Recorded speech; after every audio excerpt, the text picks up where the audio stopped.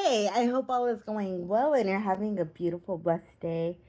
Today, I wanted to come on in and share with you a story. And if you are a fan of the Tony Awards and watched it back in 2019, you might know this story, but I think I know it bears repeating. Um, Back in 2019, Ali Stroker became the first wheelchair user to win a Tony. And when she performed on Broadway, she began performing on Broadway in 2015 with Spring Awakening, but she became the first wheelchair user ever. And keep in mind it was 2015. So in 2015, she became the first wheelchair user ever.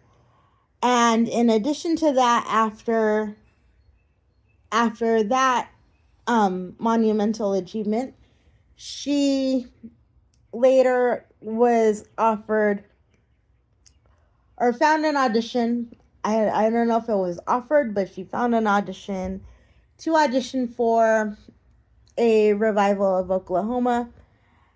And she auditioned for Ada Annie. And she was the first wheelchair user to play that role as well. And that role, I believe, was the role that told Broadway that we as disabled people, but especially disabled women, are not helpless little wallflowers. And I believe wholeheartedly, and I hope that a lot of my sisters and brothers in the community as well will believe that, or do believe that it was the role that made Broadway wake up and not consider us helpless little, like I said, helpless little wallflowers that are incapable of doing hard work. And we have, in the past, we have been viewed as people that are not well spoken, or maybe just considered helpless and delicate. And I will say this one more time, maybe not just one more time, but I'm saying this today because the Tony Awards are this weekend. They're on Sunday. So, what I want to see in the future is Broadway being so accessible, so physically accessible, that we are able to either walk or roll in to any space on Broadway that we want to,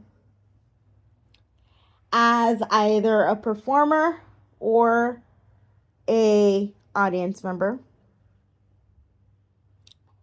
But then I want to see Broadway being so accessible that we are able to compete against non-disabled people for not specifically disabled roles.